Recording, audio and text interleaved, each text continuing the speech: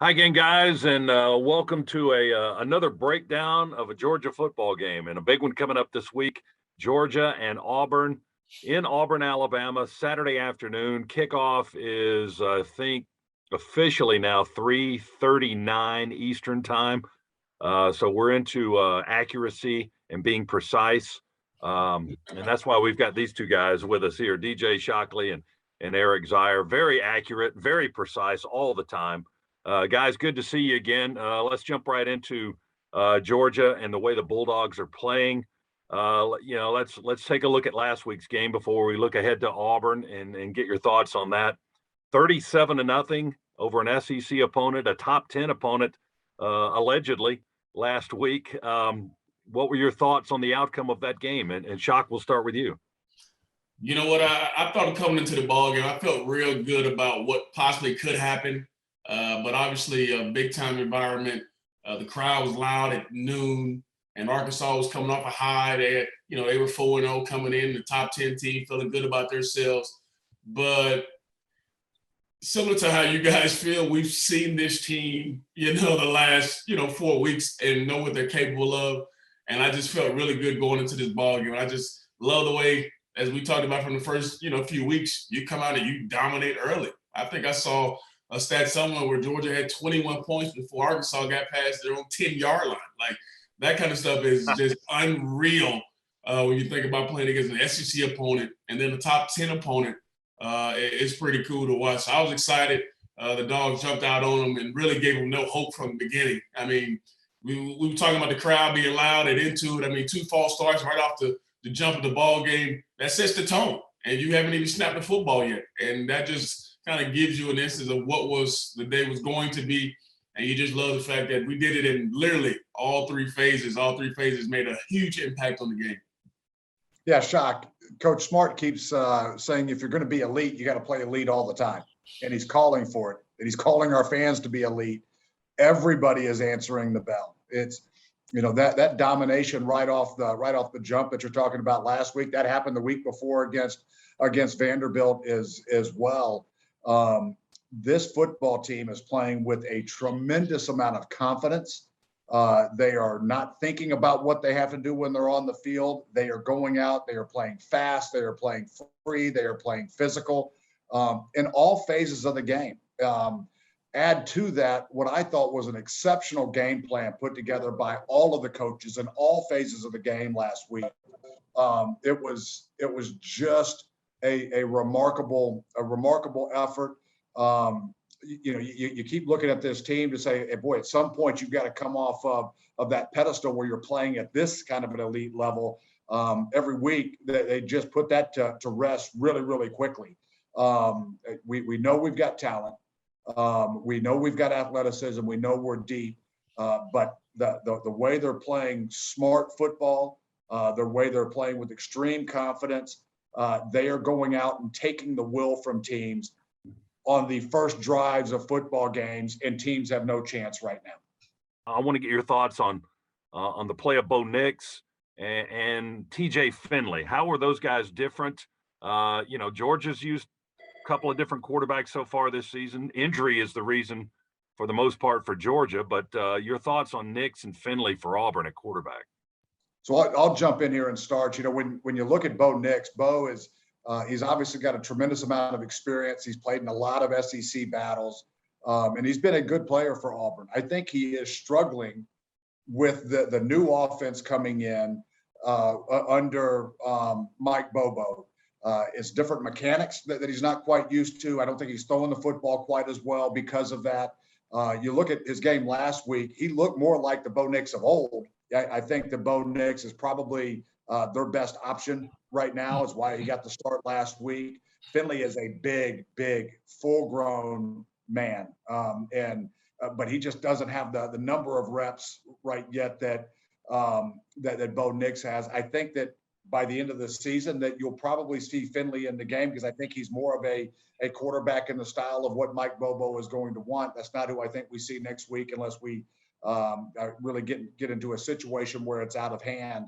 But Bo Nix, when he gets comfortable and if they use him and can use his legs and get him on the move, he can create problems for defenses. We've seen it. I just think that's a tall task against this Georgia defense. You talk about Bo's ability to be able to move. I think that's probably the number one thing that you worry yourself with coming to this ball game. He's a junior. He's played a lot of football for him.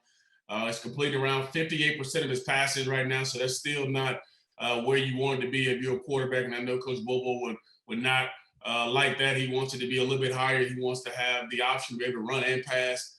But like you mentioned, he's not going to have the luxury of being able to run around and make plays like he did last week versus LSU. Now, this year they played in some crazy environments. Already played at Penn State, already played at LSU. They're going to be, ran up ready to go for this kind of matchup because they played some tough physical teams already. This is the team that also is rushing about 238 yards a game. So they want to be on the ground. They want to rush it. They want to, kind of have that be the main part of what they want to do, and then sprinkle in some passing here and there with some stuff. But yeah, Bo Nix is that kind of guy that can hurt you if you allow him to get outside the pocket. If you don't have the right rush lanes, if you don't keep contained, he can hurt you. Then get on the outside and make plays with it, as we saw last week. And I think where he's grown the most is, like Scott just mentioned, he got outside the pocket. He's still looking to throw now. Now, in the previous years, once he got outside the pocket, he was take off and he was going. Now he's kind of incorporated that into his kind of game, is where, hey, I still want to keep my eyes downfield and make a play down the field. And that's something Georgia has to make sure they keep their eyes on, to make sure they're still plastering to those receivers when they start the scramble drill. And guys, this Auburn team is one that can rally late. They haven't quit. I mean, they had opportunities at Penn State to try to tie or win that ball game. That didn't happen, but they did that against Georgia State. They needed a late touchdown to take the lead with less than a minute to go, and then they added a pick six there and at the end of the ball game to pad their score. And then last week they were behind the entire time until they won the game at LSU. We were talking about Georgia's fast starts a little bit earlier. Is it even more important for that this week?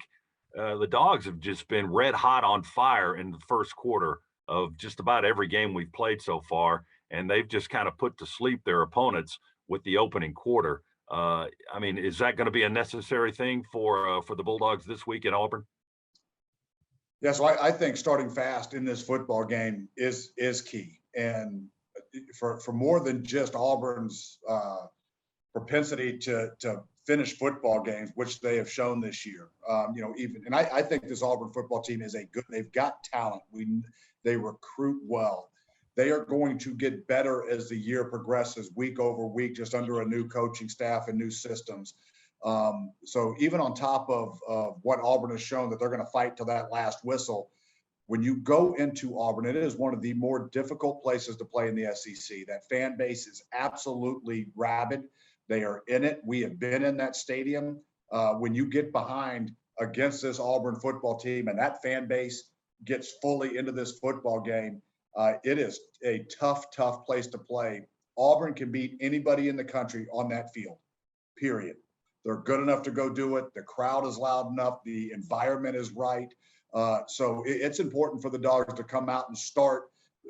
Listen, I'm not sure if we can keep starting games the way we've started them the last two games, but to come out and start fast, not get behind this Auburn football team. Don't give them any hope. It doesn't have to be 21-0. It doesn't have to be 35-0. But we need to take control of the football game early to get the crowd out of it and to eliminate any hope that this Auburn team will have. Yeah, I think the number one thing Z mentioned is that crowd. It can be unbelievably loud. It can really have a factor, just similar as it was when we was in Athens just last week. Georgia's crowd had a big impact in how the game was played and how it was ultimately won because of how loud it is. And this can be the same factor down in Jordan-Hare. And here's the other thing. This is a team that has 46 tackles for loss. That's leading the SEC, or a tie of the SEC at one. They got 29 plays of 20-plus yards in the game. So this is a team that can not only put points on the board, but they get after you on both sides of the ball. So there's some numbers when you start looking inside this Auburn team that you say, okay, yeah, maybe they don't look as good, but they're putting up some big numbers and doing some really great things. And they've been really good in the red zone as well. So if they start scoring touchdowns and putting the pressure on us, here comes the crowd noise, here comes confidence, here comes hope, here comes, hey, here's a chance for us to knock off the number 2 team in the country.